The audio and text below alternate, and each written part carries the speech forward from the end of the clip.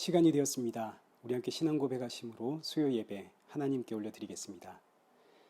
전능하사 천지를 만드신 하나님 아버지를 내가 믿사오며 그 외아들 우리 주 예수 그리스도를 믿사오니 이는 성령으로 잉태하사 동정녀 마리아에게 나시고 본디오 빌라도에게 고난을 받으사 십자가에 못 박혀 죽으시고 장사한 지 사흘 만에 죽은 자 가운데서 다시 살아나시며 하늘에 오르사 전능하신 하나님 우편에 앉아 계시다가 저리로서 산자와 죽은 자를 심판하러 오시리라.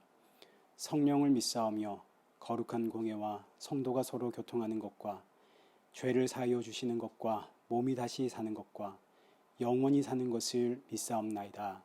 아멘. 찬송가 435장 우리 함께 찬양하시겠습니다. 나의 영원하신 기업 생명보다 귀하다. 나의 갈 길 다가도록 나와 동행하소서. 주께로 가까이 주께로 가오니 나의 갈 길 다가도록 나와 동행하소서. 세상 부귀안일함과 모든 명예 버리고 험한 길을 가는 동안 나와 동행하소서. 주께로 가까이 주께로 가오니 나의 갈 길 다가도록 나와 동행하소서. 어두운 골짝 지나가며 험한 바다 건너서 천국 문에 이르도록 나와 동행하소서. 주께로 가까이 주께로 가오니 나의 갈 길 다가도록 나와 동행하소서.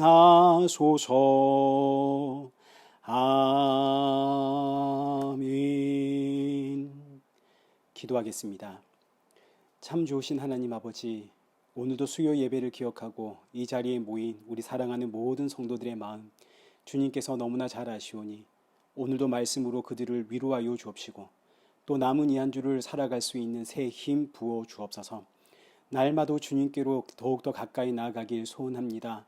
우리의 연약함이 있사오니 하나님, 우리의 연약함에도 우리를 붙잡으시고 날마다 주님께로 더욱더 가까이 나아갈 수 있는 그런 복된 성도가 되어지도록, 그리고 이미 내가 주님과 가까이 함께 있다는 사실을 잊지 않도록 우리의 몸과 마음을 붙잡아 주옵소서. 예수님의 이름으로 기도드리옵나이다. 아멘. 성경 봉독하시겠습니다. 우리 오늘 보실 하나님 말씀 예레미야 17장 1절에서 14절까지의 말씀입니다. 우리 한 절씩 교독하시겠습니다. 유다의 죄는 금간석 끝 철필로 기록되되 그들의 마음판과 그들의 제단불에 새겨졌거늘 그들의 자녀가 높은 언덕 위 푸른 나무 곁에 있는 그 제단들과 아세라들을 생각하도다. 들에 있는 나의 산아, 내 온 영토의 죄로 말미암아 내가 내 재산과 내 모든 보물과 산당들로 노략을 당하게 하리니 내가 내게 준 내 기업에서 내 손을 뗄 것이며 또 내가 너로 하여금 너의 알지 못하는 땅에서 내 원수를 섬기게 하리니 이는 너희가 내 노를 맹렬하게 하여 영원히 타는 불을 일으켰음이라. 여호와께서 이와 같이 말씀하시니라. 무릇 사람을 믿으며 육신으로 그의 힘을 삼고 마음이 여호와에게서 떠난 그 사람은 저주를 받을 것이라. 그는 사막의 떨기나무 같아서 좋은 일이 오는 것을 보지 못하고 광야, 간주한 곳, 건건한 땅, 사람이 살지 않는 땅에 살리라. 그러나 무릇 여호와를 의지하며 여호와를 의뢰하는 그 사람은 복을 받을 것이라. 그는 물가에 심어진 나무가 그 뿌리를 강변에 뻗치고 더위가 올지라도 두려워하지 아니하며 그 잎이 청청하며 가무는 해에도 걱정이 없고 결실이 그치지 아니함 같으리라. 만물보다 거짓되고 심히 부패한 것은 마음이라. 누가 능히 이를 알리오마는 나 여호와는 심장을 살피며 폐부를 시험하고 각각 그의 행위와 그의 행실대로 보응하나니 불의로 치부하는 자는 자구새가 낳지 아니한 알을 품은 같아서 그의 중년에 그것이 떠나겠고 마침내 어리석은 자가 되리라.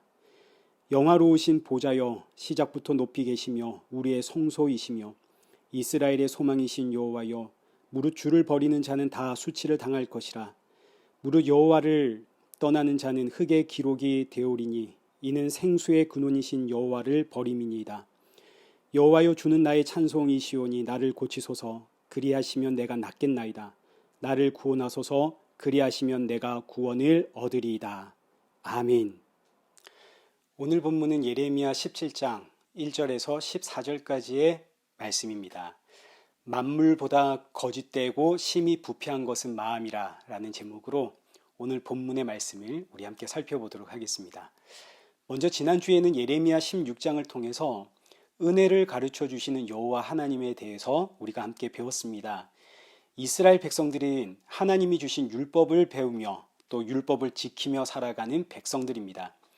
그러나 사실 이스라엘이 이스라엘로 존재하는 이유는 율법을 지켜서가 아니라 하나님의 은혜 때문이죠. 무조건적으로 부어주시는 생명의 은혜, 구원의 은혜. 율법은 이 은혜를 알게 하도록 주어진 도구에 지나지 않습니다. 우리가 잘 아는 로마서 3장 9절. 그러면 어떠하냐? 우리는 나으냐? 결코 아니라. 유대인이나 헬라인이나 다 죄 아래 있다고 우리가 이미 선언하였느니라. 기록된 바 의인은 없나니 하나도 없으며 깨닫는 자도 없고 하나님을 찾는 자도 없고 다 치우쳐 함께 무익하게 되고 선을 행하는 자는 없나니 하나도 없도다. 그래서 19절. 우리가 알거니와 무릇 율법이 말하는 바는 율법 아래에 있는 자들에게 말하는 것이니 이는 모든 입을 막고 온 세상으로 하나님의 심판 아래에 있게 하려 함이라. 자, 율법이 존재하는 이유입니다. 죄인이라는 사실을 알게 하려고 주신 게 율법입니다. 이 땅의 모든 인생들의 입을 틀어막고 우리가 죄인이구나. 우리가 하나님의 심판 아래 있구나. 이걸 알게 하는 것이 바로 율법입니다.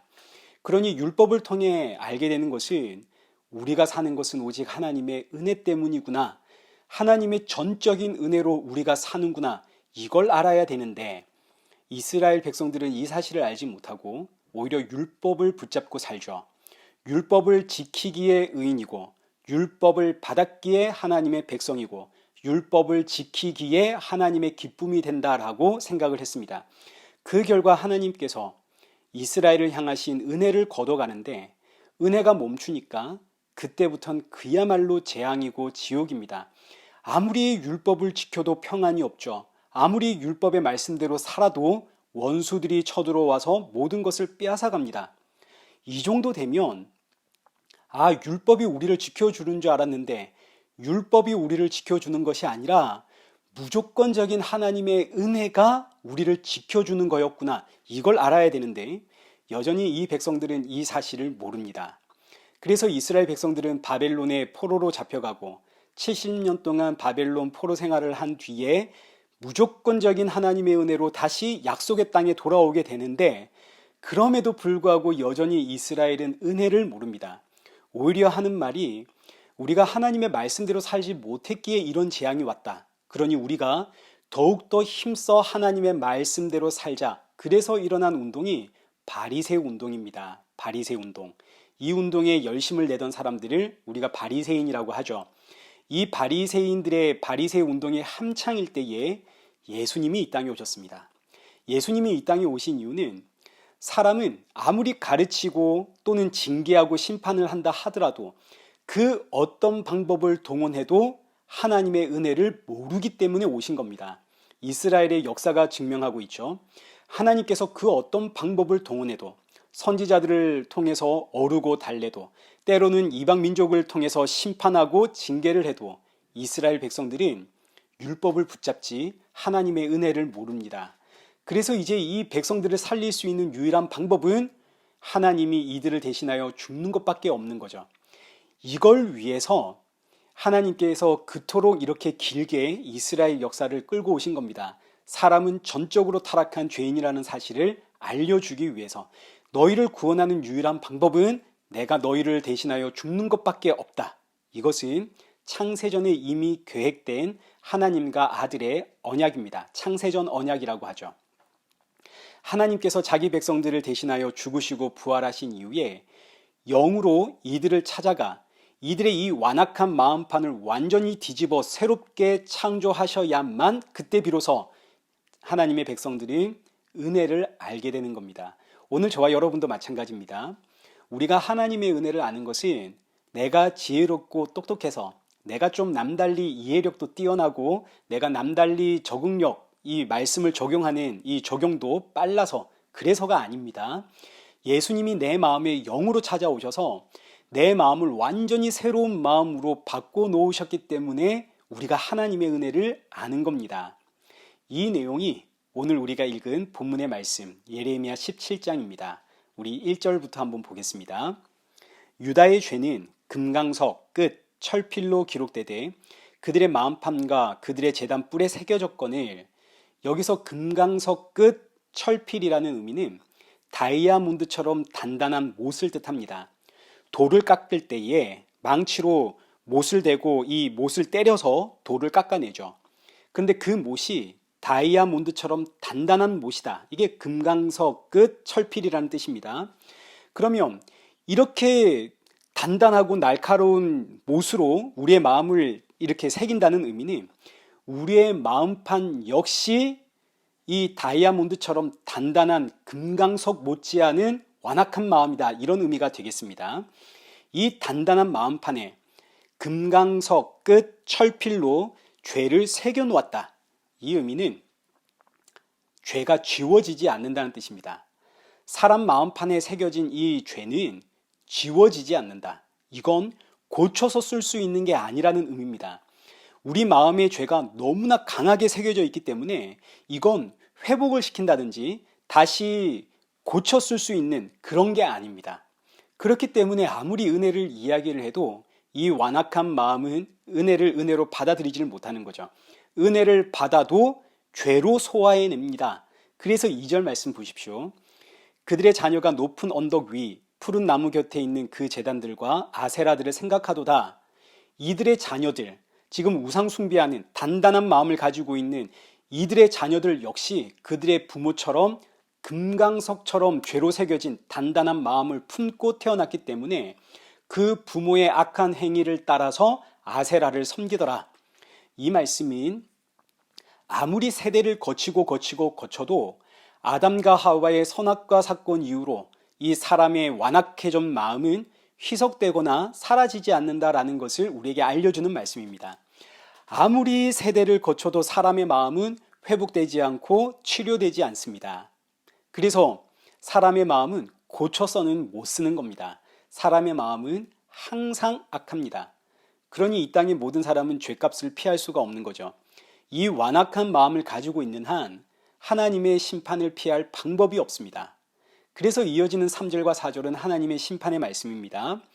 들에 있는 나의 산아 내 온 영토의 죄로 말미암아 내가 내 재산과 내 모든 보물과 산당들로 노략을 당하게 하리니 내가 내게 준 내 기업에서 내 손을 뗄 것이며 또 내가 너로 하여금 너의 알지 못하는 땅에서 내 원수를 섬기게 하리니 이는 너희가 내 노를 맹렬하게 하여 영원히 타는 불을 일으켰음이라.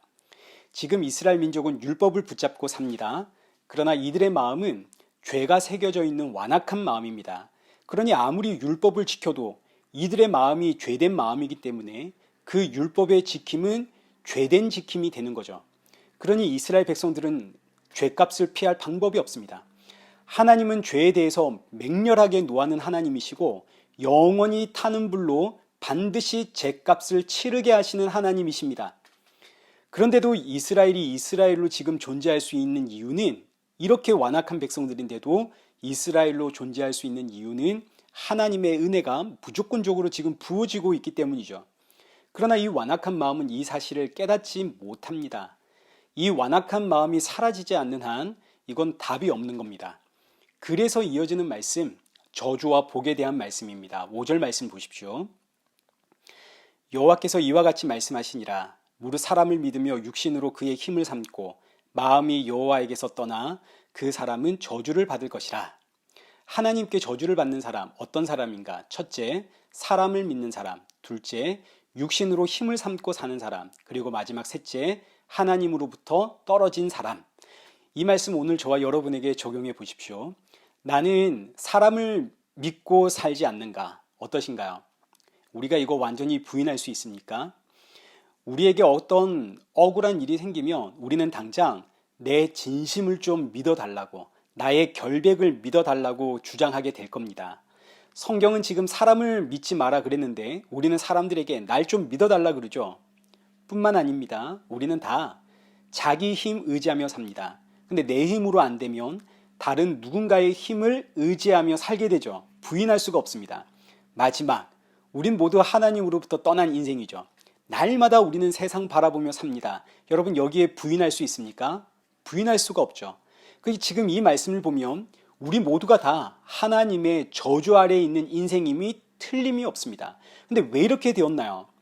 우리의 마음판이 금강석보다 단단한 죄로 오염된 마음이기 때문입니다. 이 마음의 문제가 해결되지 않는 이상 사람은 방법이 없는 겁니다. 그래서 9절에 오늘 본문의 주제가 나오는 거죠. 만물보다 거짓되고 심히 부패한 것은 마음이라. 누가 이를 능히 알리오마는. 만물보다 거짓되고 심히 부패한 것이 사람의 마음, 저와 여러분의 마음입니다. 근데 누가 이를 알리오? 아무도 모른다 이거죠. 사람은 내 마음이 얼마나 죄악되고 거짓되고 부패해 있는지를 모릅니다. 아무도 모릅니다. 그래서 내가 괜찮은 사람인 줄 알고 살아갑니다. 특별히 여기서 지금 거짓되다라는 이 단어의 히브리 어근은 야곱입니다. 야곱이라고 하는 이름이 빼앗다, 속이다 이런 뜻이죠. 같은 어원을 가지고 있습니다. 거짓되다, 속이다, 빼앗다, 야곱. 그래서 우리가 잘 아는 야곱의 인생이 늘 속이는 인생 아닙니까? 형을 속이고 아버지를 속이고 가족을 속이고. 그러나 이런 야곱의 모습이 바로 저와 여러분의 이야기죠. 사람의 그 선천적으로 타고난 마음은 만물보다 거짓되고 심히 부패했습니다. 우리가 때때로 급한 일이 있을 때 하나님과 여러 가지 약속을 하게 됩니다. 하나님, 이 일만 잘 되게 해주시면 제가 이런저런 일을 하겠습니다. 그래서 여러분 그 약속 얼마나 지키며 사셨습니까?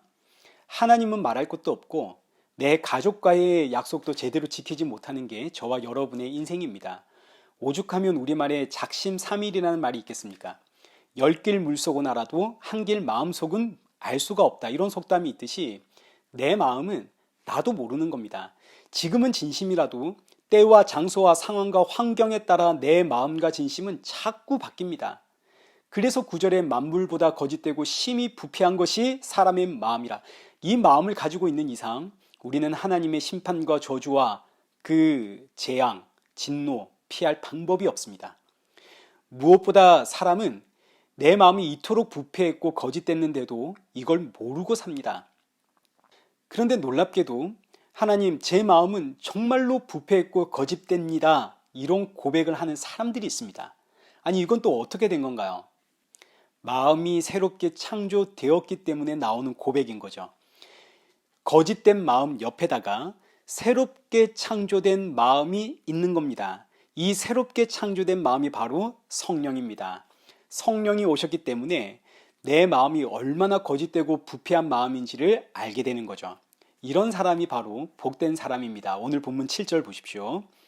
그러나 무릇 여호와를 의지하며 여호와를 의뢰하는 그 사람은 복을 받을 것이라. 그는 물가에 심어진 나무가 그 뿌리를 강변에 뻗치고 더위가 올지라도 두려워하지 아니하며 그 잎이 청청하며 가무는 해에도 걱정이 없고 결실이 그치지 아니함 같으리라.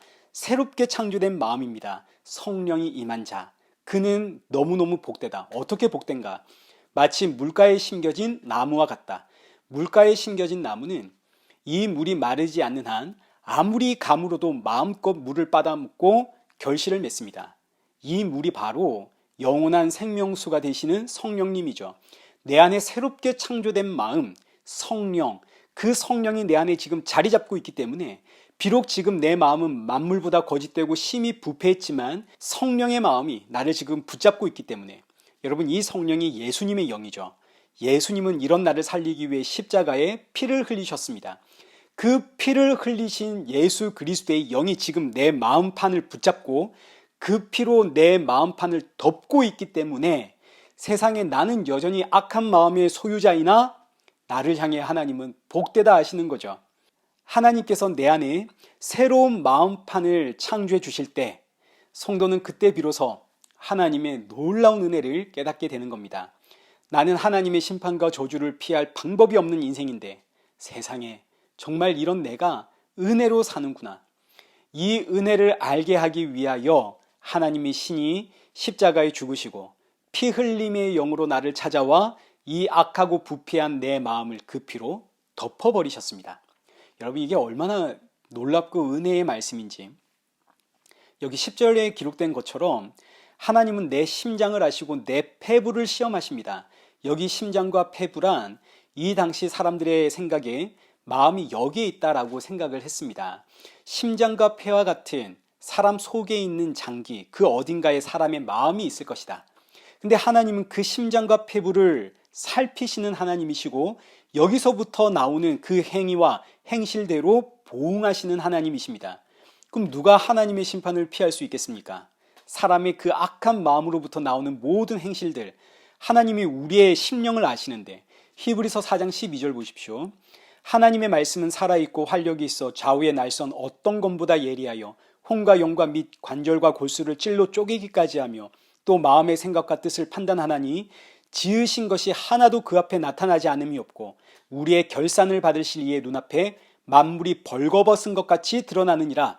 하나님 앞에서 우리의 마음의 생각과 뜻과 행위가 전부 발가벗겨져 드러납니다. 그럼 우리가 어떻게 하나님 앞에 그 심판과 저주를 피할 수 있겠습니까? 그러나 이때 여기 14절, 우리에게는 큰 대제사장이 계시니 승천하신 이 곧 하나님의 아들 예수시라. 우리가 믿는 이 도리를 굳게 붙잡을 지어다. 이런 우리에게 지금 누가 계시나요? 대제사장이 되시는 예수 그리스도가 계시죠. 예수님이 그 피로 지금 내 안에 찾아와 이 완악한 마음을 피로 덮으시고 그 옆에 새로운 마음, 성령의 마음을 두시니 그래서 우리가 사는 겁니다. 나의 나됨은 그야말로 전부 은혜구나. 이 은혜의 핵심이 예수 그리스도와 십자가와 그의 보혈이구나. 그래서 이어지는 본문 13절, 우리는 모두 생수의 근원이신 하나님을 버렸습니다. 예레미야는 성령이 임한 사람이죠. 그래서 예레미야가 아는 겁니다. 14절에 하나님 우리를 고치십시오. 하나님 우리를 구원해 주십시오. 누가 우리를 고치고 누가 우리를 구원하시나요? 예수님이시죠. 메시아가 하십니다. 그래서 오늘 본문이 메시아를 사모하며 끝이 나는 겁니다. 만물보다 거짓되고 심히 부패한 이 마음을 그 피로 덮으시고 새로운 마음, 그 성령이라는 마음을 우리에게 부어주실 메시아, 그분이 오면 그분이 나를 새롭게 하리라. 그 예수님 드디어 오셔서 우리의 완악한 마음을 그 피로 덮으시고 새로운 마음 주셨죠. 성령. 그러나 우리는 놀랍게도 여전히 완악한 마음을 붙잡고 삽니다. 예수님이 내 안에 새롭게 넣어주신 그 성령의 법과 내 안에 있는 이 마음의 완악한 법이 싸우면 늘 마음의 완악한 법이 이깁니다. 오라 나는 공고한 자로다. 이 사망의 몸에서 누가 나를 건져내랴. 그래서 성도는 다시 오실 우리 주 예수 그리스도를 기다리며 사는 거죠. 주님 오실 그날이 나를 이 죄와 사망의 땅에서 그리고 이 완악한 마음에서 완전히 구원해 주시는 날이기 때문에 여러분, 우리가 얼마나 정말 어렵고 힘든 삶을 살고 있습니까? 우리는 무슨 대단히 큰 문제로 힘들어하는 것이 아니라 사실 돌아보면 우리의 삶은 평안하지만 그러나 작은 문제들, 오늘은 내가 좀 착한 마음으로 살아가야지 수없이 다짐하지만 돌아서면 또 화가 나고 짜증이 나고 날카롭고, 오늘은 내가 이런저런 죄는 안 지어야지, 그렇지만 돌아서면 또다시 죄를 짓고, 이런 내 모습이 너무 싫고 너무 밉고, 그러나 이 육신을 입고 있는 한, 이 땅에서 살고 있는 한 거룩한 삶을 살 수가 없기 때문에 내 모습이 너무너무 힘들고, 그래서 성도가 부르짖는 신앙 고백의 외침이 아멘 주 예수여 어서 오시옵소서, 이 고백이 나오는 거죠. 성도는 좌절하지가 않습니다. 성도는 이런 내 모습 보면서 절망하지도 않습니다. 왜냐하면 지금 우리는 은혜 가운데 살고 있기 때문입니다.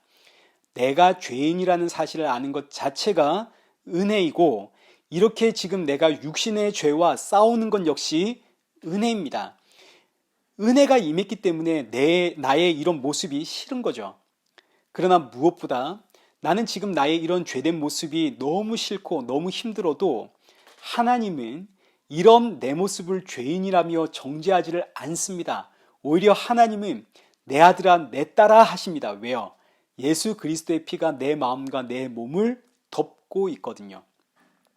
저와 여러분은 지금 그야말로 은혜 가운데 살고 있다는 사실을 잊지 마십시오. 이 땅에서 벗어나 새로운 육신을 입는 그날, 사랑하는 성도 여러분, 그날을 사모하며 사십시오. 그리고 나에게 새로운 마음을 창조하신 예수님을 더욱 힘써 증거하며 사십시오. 여러분 꼭 기억할 것, 지난주 주일 예배 시간에도 말씀을 드렸지만 예수님이 아버지가 나를 알고 내가 아버지를 알듯 내가 너를 알기 때문에 내 목숨을 버렸노라. 요한복음 10장에 나오는 말씀입니다. 예수님이 이런 내 모습을 알기 때문에 목숨을 버리셨습니다. 예수님이 나에게 너 이제 내가 너 때문에 목숨을 버렸으니까 너 이제 이렇게 살아야 돼, 저렇게 살아야 돼, 너 왜 말씀대로 안 사니? 우리를 그렇게 정죄하시는 분이 아닙니다. 내가 이런 모습이기 때문에 예수님 십자가에 달려 죽으셨다는 사실 여러분 꼭 잊지 마시고 그 예수 그리스도 안에서 감사하며 살아가는 저와 여러분 되시길 축원합니다. 우리 함께 기도하겠습니다. 살아계신 하나님 아버지, 우리는 연약합니다. 늘 죄가 터져 나와 나 중심으로, 내 생각 중심으로, 내 마음 중심으로 살아가는 인생입니다. 내가 좋으면 모든 게 다 좋고 내가 싫으면 모든 게 다 싫은 이런 내 모습이 너무나 밉고 싫지만, 그러나 주님은 이런 나를 알기에 십자가에 피 흘려 죽으셨다는 사실이 너무너무 큰 위로가 됩니다. 지금도 그 피로 나를 덮고 계시다는 사실 앞에, 나의 악한 모습 앞에 좌절과 절망이 아니라 감사와 찬양이 나오는 성도 되게 하시고, 이런 나를 살리신 예수 그리스도와 그 십자가를 더욱 증거하게 힘쓰는 성도 되도록 지혜와 성령의 충만함 부어 주옵소서. 예수님의 이름으로 기도드리옵나이다. 아멘. 이제는 우리 주 예수 그리스도의 은혜와 성부 하나님의 크신 사랑과 성령 하나님의 위로교통 충만하심이, 예수님께서 아버지가 나를 알고 내가 아버지를 알듯 내가 너를 알기에 내 목숨을 버렸다는 이 말씀 앞에 날마다 위로를 받고 새 힘을 얻어 주신 사명 힘을 내어 감당하길 소원하는 우리 이레교회와 성도들과 온 세계 교회 머리머리 위에 이제로부터 영원토록 함께 있을지어다. 아멘.